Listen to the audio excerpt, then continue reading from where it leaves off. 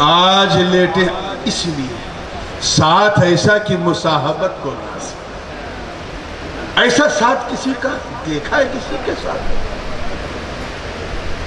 آج عجیب و غریب صورتحال ہے، لوگ ہجرت کا واقعہ سناتے ہیں تو آدھا سناتے ہیں آدھا کھا جاتے ہیں۔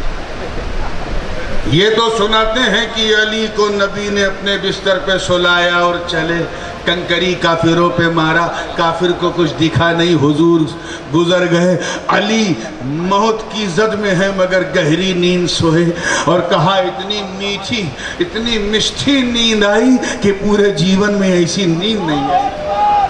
یہ تو آپ سنتے آ رہے ہیں، تصویر کا ایک دوسرا پہلو بھی، اور وہ یہ ہے کہ جب غار ثور کے قریب مصطفیٰ پہنچے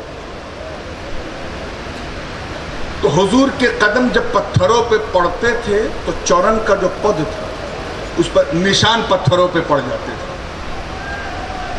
ایک دو بار نشان دیکھا تو صدیق اکبر نے کہا حضور کتنا بہتر ہو کہ میں آپ کو اٹھا لوں، میں آپ کو اٹھا لوں، اٹھا کے لے چلوں۔ ایک ماں بھی اپنے بچے کو گود میں لے کے اگر کسی بلڈنگ پہ چڑھے تو 2-3 تلہ پار کرے گی تو کہے گی یا اللہ اب اور نہیں تلہ، اور حضرت صدیق کی صداقت دیکھو، پورے جبل ثور کو پار کر دیا۔ حضور نے منع نہیں کیا، حضور نے کہا ٹھیک ہے تم مجھے اٹھا دو۔ اس منظر کو دیکھ کر ابو بکر نبی کو اٹھائے ہیں، توجہ چاہوں گا، ابو بکر نبی کو، ہاں یہ ذرا کیچ کرنا، اور اگر اردو اچھی سمجھتے ہو تو ذرا محبت سے سننا۔ ابو بکر نبوت کا بوجھ، بار نبوت اٹھائے ہیں، اللہ اکبر، بہت نازک موڑ، بار نبوت زور سے بولو، اٹھائے ہیں۔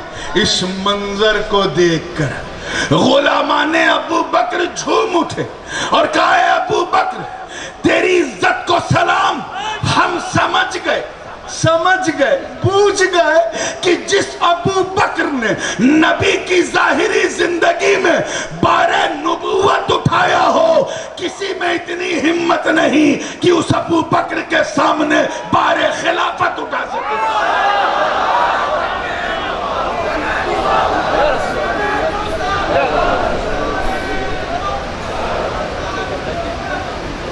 آئیے، نبی نے کہا، ابو بکر نے کہا اٹھا لوں، نبی نے منع، لیکن ایک موقع تھا جب نبی نے منع کر دیا، وہ کب تھا؟ جب فتح مکہ ہوئی، when the whole holy Kaaba was completely captured by Muslims.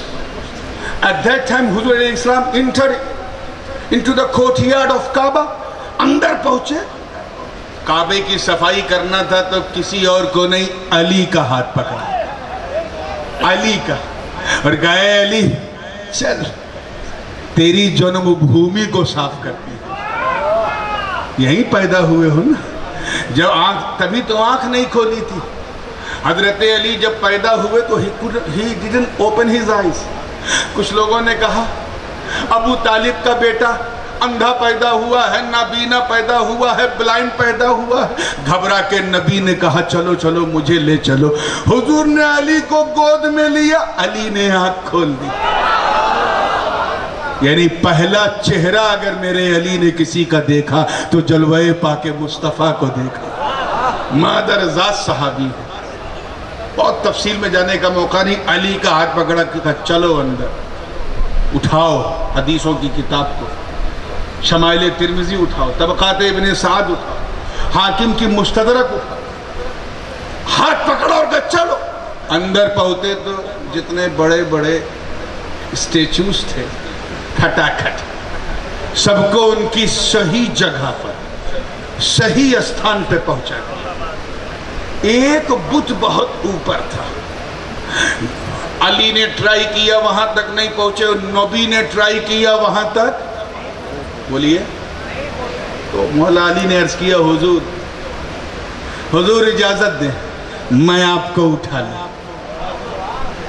دیکھیں وہاں صدیق اکبر نے کہا میں اٹھا لوں، وہ ایک الگ منظر ہے، حضور اجازت دے میں آپ کو اٹھا لوں، آپ تلوار سے توڑ دیجئے۔ سرکار نے فرمایا، حدیث کے الفاظ ہے، لا لا، تجھے نہیں، تو مجھے نہیں اٹھائے گا، I will lift you up، میں تجھے اٹھاؤں گا۔ ایک دو بار تو حضرت علی نے معذرت کی، چھما کی، لیکن حضور کا آدیش، حکم، الامر فوق الادب، پیر اگر آدیش دے دے تو مرید کے پاس کوئی چانس نہیں۔ کہا ٹھیک ہے حضور، آپ کا حکم ہے، آپ مجھے اٹھا لیجئے۔ اپنے دھڑکتے ہوئے حیدری اور حسینی دل پر ہاتھ رکھ کے بتاؤ کیا منظر رہا ہوگا۔ نبی نے علی کو اٹھا لیا، آئے آئے آئے، نبی نے علی کو، میں کیسے کہوں، میری زبان ساتھ نہیں دے رہی ہے کہ دوش پیمبری پر، دوش پیمبری پر علی کھڑے، میں یہ نہیں کہہ سکتا ان کا قدم، بس علی کو نبی نے اٹھا لیا، اٹھا لیا۔ اس منظر کو دیکھ کر تمام غلامان علی جھوم اٹھے، جھوم اٹھے اور کہے علی تیرے مقدر کو سلام، ہم سمجھ گئے جس علی کو نبی نے اٹھایا ہو، کسی میں اتنی مجال نہیں کہ اس علی کو گرا سکے، کیونکہ بلند کرنے والے مصطفیٰ۔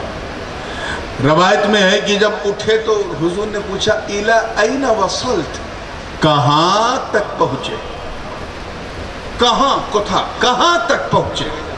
علی نے عرض کیا حضور مت پوچھئے کہاں تک پہنچا، اتنا اٹھا دیا آپ نے کہ حکم دیں تو میں عرش کو کھینچ کے آپ کے چرنوں میں ڈال دوں۔ آپ سوچو نبی اگر کسی کو اٹھا لے تو عرش الہی تک پہنچ جائے۔ ارے جب نبی، جملہ آیا ہے تو پسند، علی کو اٹھا کر خدا کے عرش تک پہنچا سکتے ہیں تو اگر میرا خدا اپنے نبی کو عرش پر بلا کر معراج کرا دے تو حیرت کیا ہے۔ علی جب نیچے اترے تو کہا حضور مجھے کچھ ہوا نہیں، میں اتنی اوپر سے آیا، مجھے کچھ ہوا نہیں۔ کہا تجھے اٹھایا تو نبی نے تھا، بچایا خدا نے۔